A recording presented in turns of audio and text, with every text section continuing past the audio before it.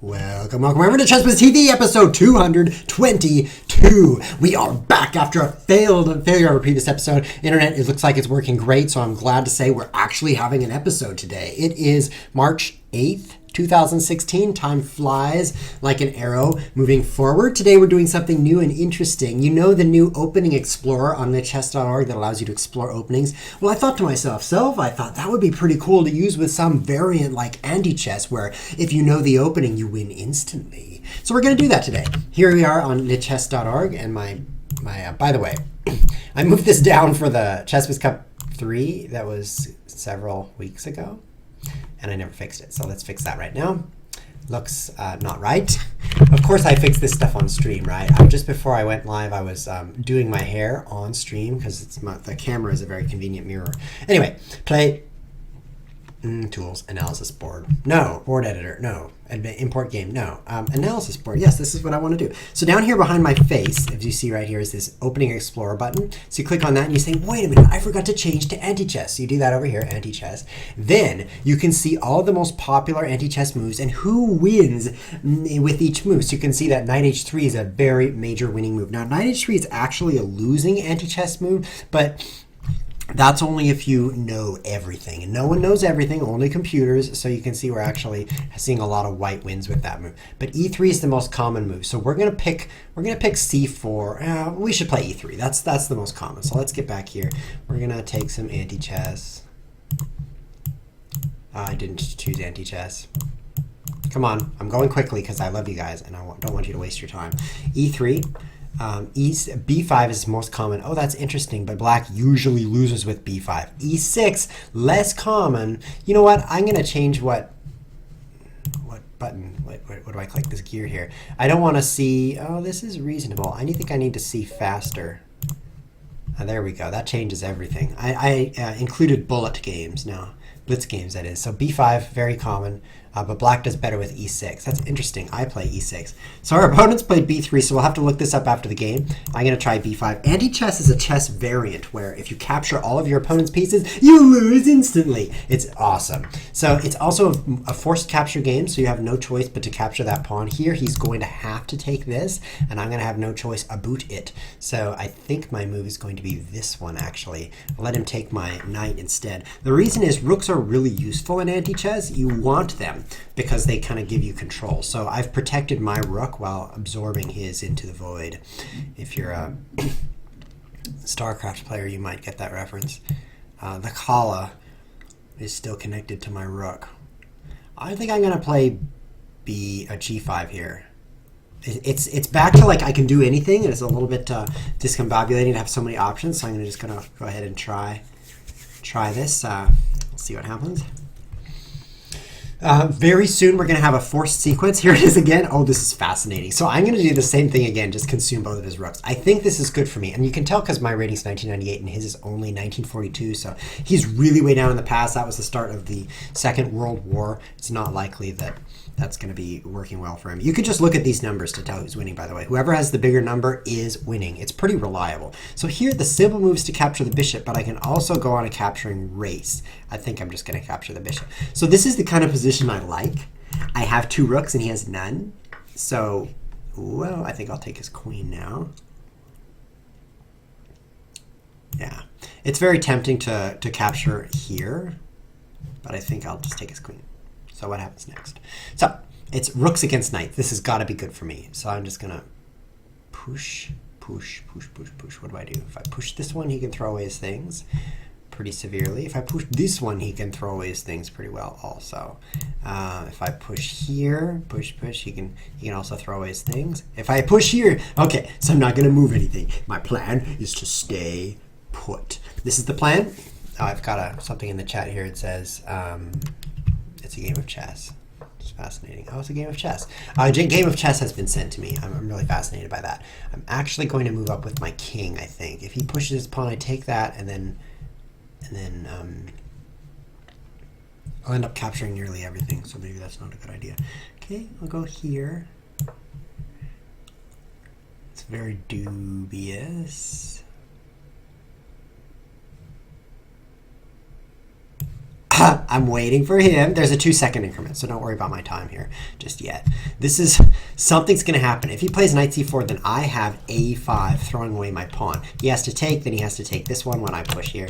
Then he has to take my king, then he has to take more things. It's very bad for him. Actually, he might actually stop taking things at that point. Okay, so this is where it gets hairy. If I push, oh, my rook is going to be released. So I think I'll just keep my rook alive here.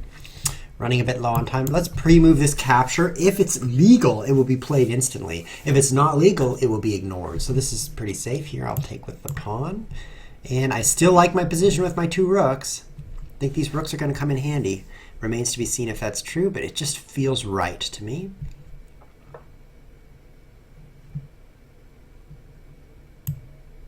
I don't know what's going to happen. Something interesting.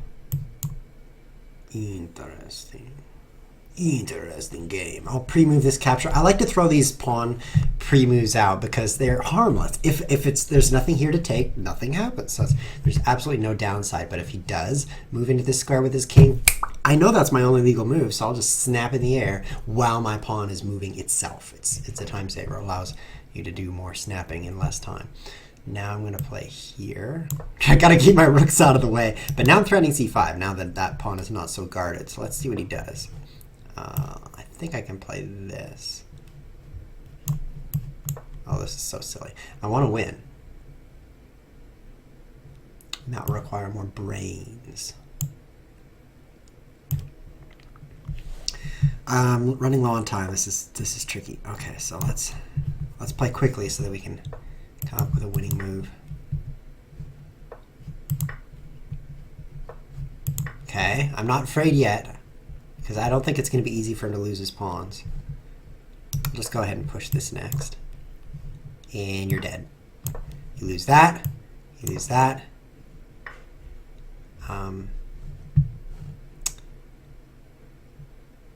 Now I go here, and then here, and then here. Oh my, wait, oh no, this pawn. Oh no, I forgot about this pawn. What was I thinking? Uh-oh, I should not have thrown away my rooks. This is bad. Let's see what happens though. He promotes to something and then I push again. I have no choice but to push, so I guess I will. That was so stupid of me. I didn't even see that pawn on the board. I thought I was so genius losing everything but this pawn. But this is probably a win for him. He has control with this rook. But this pawn is a big problem for him. So if I promote to rook right now, I will actually win that, won't I? Rook here, take, knight, take. Yeah, I'm going to win this with a rook because he can't get rid of this pawn. It's very big liability to have a pawn that's not very far advanced. He has to move it a lot before it can promote. And in the meantime, its moves are very limited. Meanwhile, if it's up here, you know, it can promote and actually do something useful. My pawn, bam, it's a rook. Rooks, they do things. So he's going to die right now. I'm lucky that he just let me promote like that. What he could have done was... Actually, it's a very difficult situation for him. He could have played his rook here instead. That would not quite work. Then if I promote, he could go here. I take it, then push. See that? And right onto the square where he pulls my rook in. So I have to take that pawn. But then the knight is actually going to die. So that's, by die, I mean not die. It's going to take the rook. So that's a problem.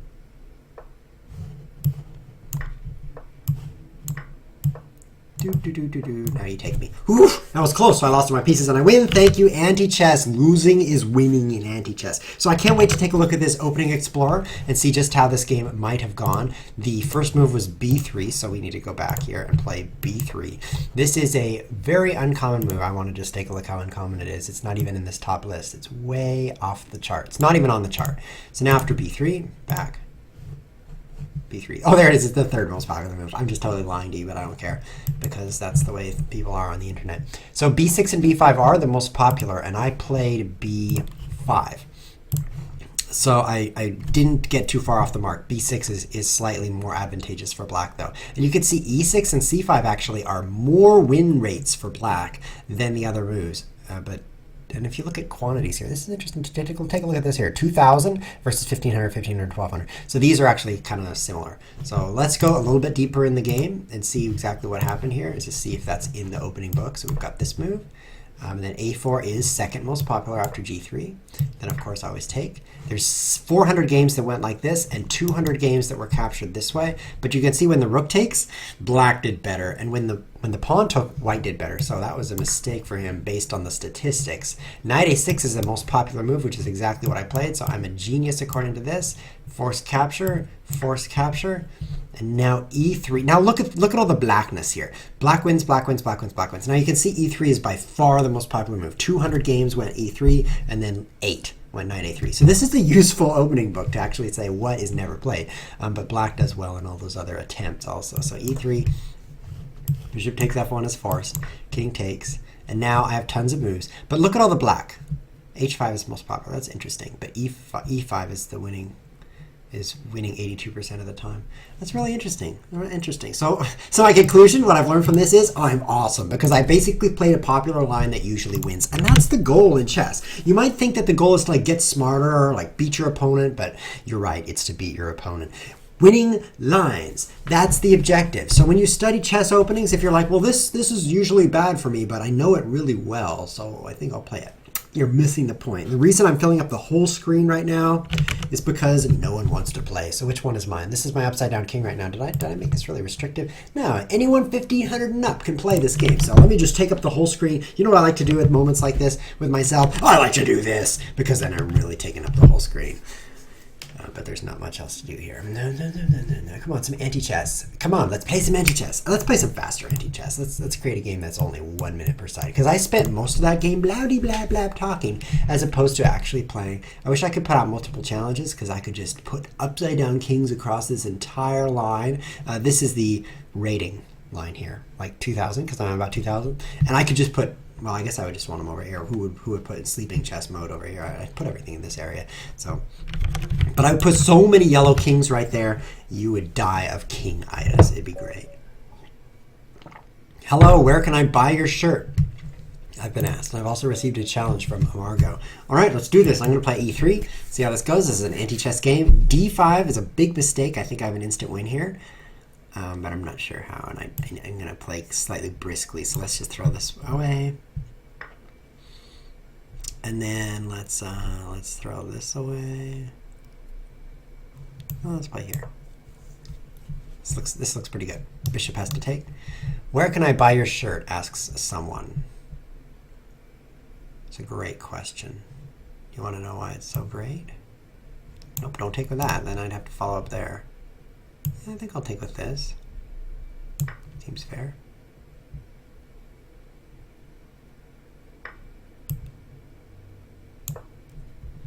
Now you have to take my king. So this needs to be a forced win. So I should play carefully so that it is.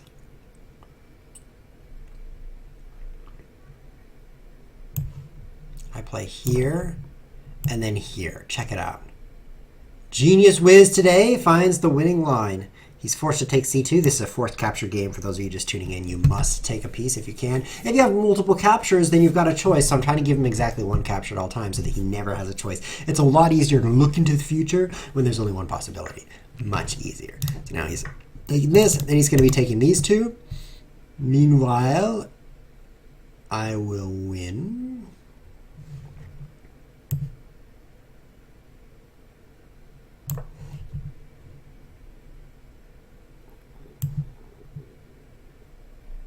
Take me, take me, take me. A pre-move here. I know what he's going to do. He's going to play bishop takes g2 because it's a required move. He has no options. Then he's going to take my rook. Then he's going to take my knight. Then he's going to take my pawn. Then he's going to take my pawn. Then he's going to take my pawn. Then he's going to take my rook. Then he's going to take my pawn. So I need to waste a move right now. I'll play here. Then he's going to take my bishop. Then he's going to take my pawn. Oh, so it turns out on move what? 2, 1? He totally lost the entire game. That's the trouble with anti-chess. If you don't know your opening, you're dead. As opposed to chess, where you're dead slowly. In anti-chess, it's not even slow. You're just dead fast. So let's take a look at that opening again. e3, d5, instant lost. This is how dangerous anti-chess is. Bishop c4 required to take, and then queen g4. Now, in fact, I don't even need bishop c4. I could just start with queen g4. It's his turn still right now. And he takes with bishop, and then I play king over. So that's an even cleaner way to play, because I made it slightly more complicated by allowing this discovery, but it's not really that much more complicated. I can still win. That's just the queen trades. It's a trade at any time. You don't know when it's going to happen. It doesn't matter. So actually, the perfect play here would be queen g4. Bishop has to take, and then king d1. And white wins. So let's take a look at the analysis board on this one and just take a look at what happens after d5. We're spinning this up and seeing bishop a6 winning every time. So that's another way to win, is to just throw away the bishop. Doesn't matter how black captures. And here's three games where black just died every time. So that's good. I'm glad to see that white never won those games. Let's play another one. And I am going to be slightly more restrictive just to be cognizant of you guys' time. I don't want to spend a lot of time playing against people that lose on the first move. For example, like losing on the first move, that might not be a good use of our time. So I'm moving that up to 1600. That'll exclude some of those people who lose on the first move. But I don't want you to feel bad, whoever you were who I just beat, who I don't even remember your name. Don't feel bad, because that's the way anti-chess is. And so you just have to get familiar with it. And you're not stupid because you didn't. In fact, when I first played anti-chess, I was the same way. I regularly lost on the first move. So really, I want you to feel great about yourself because you haven't wasted the time learning about anti-chess. That means you've spent more time watching TV, which is stupid also. Yeah, unfortunately, people don't make great use of their time. I spent some time recently with one of my friends who makes great use of his time, and I was just shocked at his level of productivity. He would get 10 things done in the time it would take me to do nothing. That's how productive he was. He made me feel slightly lazy, especially when he said, "Chess Whiz, you're slightly lazy." That was precisely the moment when I felt slightly lazy. Right now I'm lazily getting an opponent here. I've got the 1+2, but look at this over here. Half plus 0. Let's play this game. 30 seconds, no increment. Hi, good luck.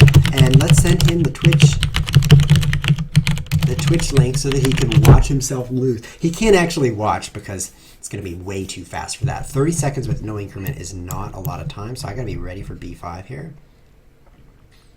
And then this is force capture. Queen g5, I don't know what I'm doing. Let's take here, and let's take here, and here, and here, and here. I got some of his things. And here, and here, and then I'll take the bishop. No, I didn't take the bishop. He took my queen. This could be good, actually.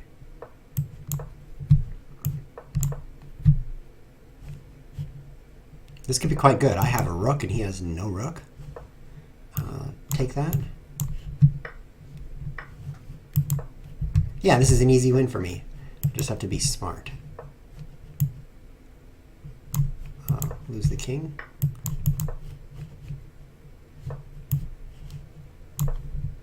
Four seconds, that's plenty of time. He takes that, and I'm out of things to move. Chess Whiz wins a 30-second game against a very highly rated 2097. Oh, did I say 2097? I meant 2081. Apparently you just lost 16 rating points to a scrub, and that's a fancy way to say guy who should have lost to you. So the way this game went was a mutual destruction game where we're both capturing each other at the same time. It's kind of like two snakes that are eating each other's tails at the same time. Eventually, it just consists of two snake heads. That's how we both felt here. We're like, I'm just a snake head doing nothing. But this is actually good for me. I was going after his useful pieces, like his rook, and I really love rooks and kings in anti-chess. So I tried to take those right away and leave him his pawns. And oh no, he has no rooks and kings while I have all my rooks and kings. That was the key to victory. Look how many rooks and kings I have. All. Like let's count them. Oh, look, all of them. That's interesting. So at this point, it's actually a forced win for white, in my opinion. I could be wrong, but I feel like I'm right. I want to go analysis board that while I look for an opponent in this other tab, because to be honest, it takes a lot of time to find anybody who's willing to play with Chess Whiz. So b5, forced capture, and then he played in that game. What did he play? What did he play? I don't remember. Let's go to my profile and take a look at that game again. This isn't my profile. Let's try again. What did he play here? E6. What a brilliant move. Okay, that's right. E6, right? E6. Now take, and then he captured with his he captured. My memory's kind of bad right now because I'm a human being. Queen captures. So that was played, and then I played here. Queen g4, which is, by the way, the second most popular move. You could see white wins a lot of these lines, but best is b4, and I believe that's probably a forced win for white if you play b4, which is why white only messes up a third of the time, so that's what I should have played. Keep that in mind, b4, because the bishop is forced to take it right away. That would have been smart. So now queen takes d2 is forced. I have an opponent, so let's tell him 1 sec. Well, 1 sec, because I care more about this thing I'm doing than that person. Knight takes, and I don't know if there's much more here that can be seen. Bishop a3. So white's winning almost all of these, interestingly, but I didn't take that in the game. I took this. So white wins 3/4 of those. That's interesting. Interesting. Okay. Good luck. Have fun. Now I'm going to play g5. You know, just like that b3, b5, I'm playing g3, g5 here. I'm sure this is a common move.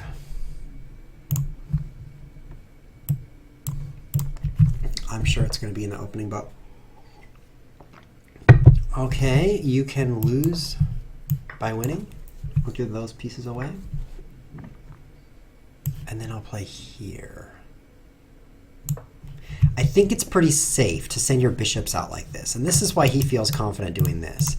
I'm forced to capture. Unfortunately, I think I'm going to lose my rook. This is unfortunate, but I think it's true. This is forced capture.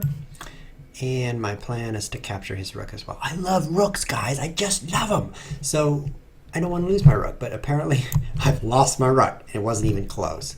But I did lose these pawns also. Those 2 pawns that start out there. So I'll do this and then lose my knight as well. And then what?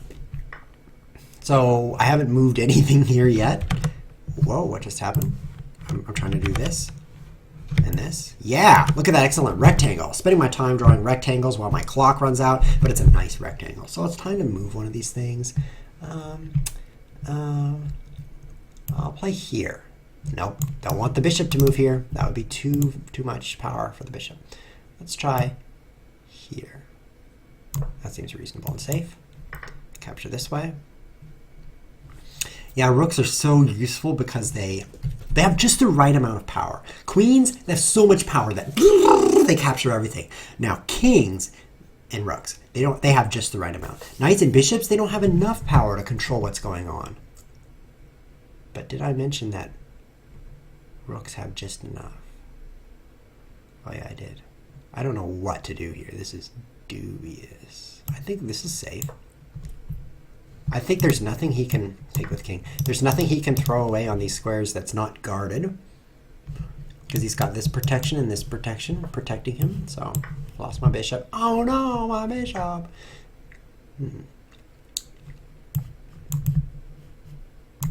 I think that's safe as well. Boy, I really don't know what's going on. GL have three. That's interesting. Okay, I think he loses now. Pull his knight up here. And then pull his knight here. Yeah. And then here. 5 seconds, but I have a little increment. And then here. And then here. Yes, I found a way. Sometimes Chess Whiz is like, there's an obvious way, but he doesn't see it. And that may have been true at that time. So this is like going from a balanced middle game to bam, you just lose just like that. So this rook is just, I mean, this is not a rook, but this thing is just going to capture everything of mine as soon as I can get it close enough. And it gets trapped into being close enough right here. So his losing move was simply c4. It looks innocuous enough, which is a fancy way to say non-deadly, but it's not. It's actually 100% deadly. And a better move for him would be anything but that. That was interesting. I want to look at the analysis of this game as well. Bring up this opening explorer. And I'm going to just use the same analysis board while using this one to find a new opponent because I don't want to waste you guys' time or mine. Let's find a new opponent while we analyze this. So b5, g5. Yeah, g5 is third most popular. The two fianchetto moves are slightly more popular. And we've got black winning most of these, but only 4 games already. So we went way off the beaten path very quickly. So g4 is the most common, and then we've got two other moves, but 100%, there's just one game with each of these moves, so we're really not sure what the outcome is there. F5 takes. So we're looking at these 4 games, and here we have the 4 games. Each one made a different move. We could see b6 and d6 were losing moves, while knight f6 and bishop h6 were winning moves. And my choice was bishop h6, which was one of the winning moves. Yay! Chess Whiz chose a winning move, and no one will play him. Hey guys, if you want to play Chess Whiz, you gotta have a rating of at least 1600. So that might be difficult, but if you do, but I should probably not say but. It's kind of a lame sounding thing to say. I think I'd like to play some super fast anti-chess right now. Apparently so fast that, yeah, this fast.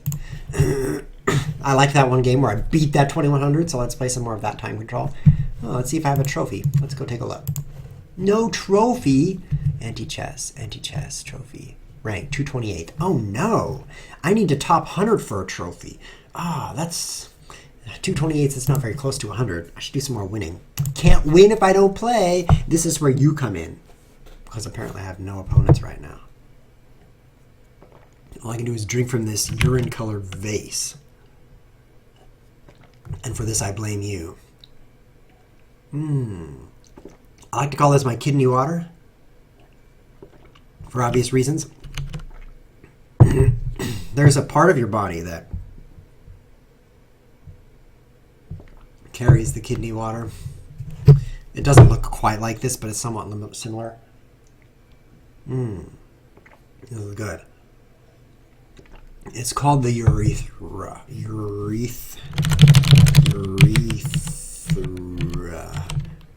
Urethra. It's called this. It's the duct by which urine is conveyed out of the body from the bladder, in which male vertebrates also convey semen. Okay, so you might think that Chess Whiz TV is totally non-educational, like you just mind-numbingly play some super fast chess and never learn anything. But I prove you wrong with this word. I bet you didn't know that urethra, which sounds like this. The urethra did this. I bet you didn't even know that. So now that you've learned something on Chess Whiz TV, you can go tell your parents that Chess Whiz TV is totally educational and definitely should be part of your schooling. Get it? Because I school my opponents. I don't have anyone to school right now, though. Let's look at this list view. It's a very interesting view. There's things in this list. Very good. Oh, so we should play some Crazy House maybe. There's only 2 minutes more in this episode, so if I don't get an opponent right now, I'm just going to room darkening face punch everybody. Yeah, there's a list, all right. All right, no one wants to play, so I'll just play this one. Guess I'll just play this 2300 in chess. All right, here we go, because I'm bored. Faster. I'm playing too slowly. Oh, you got a problem right there on e3. Bam!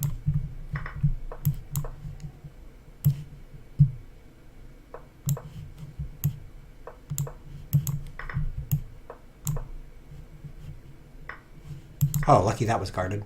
Didn't really notice it.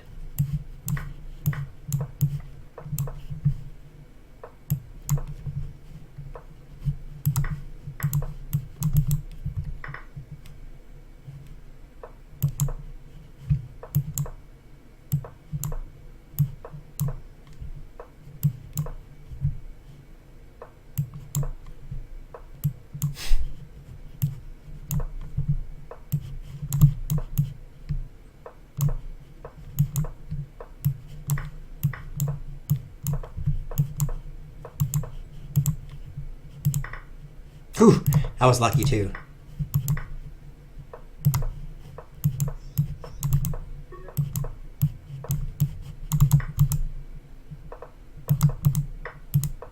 No, I was gonna totally beat this guy, and then I ran out of time. Something about not having any time for the whole game was really bad. There was also not a lot of commentary that game because staring at the board was all I could do, and I still couldn't make my moves. He only used 25 seconds, and he's already left. That's how fast he is. I used 30 seconds, and I didn't even checkmate him.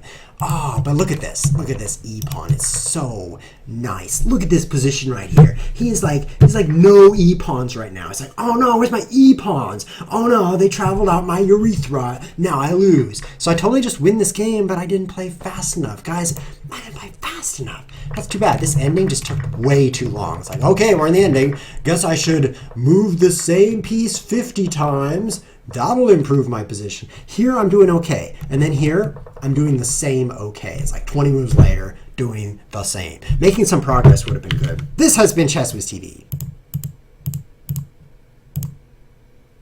Thanks for watching.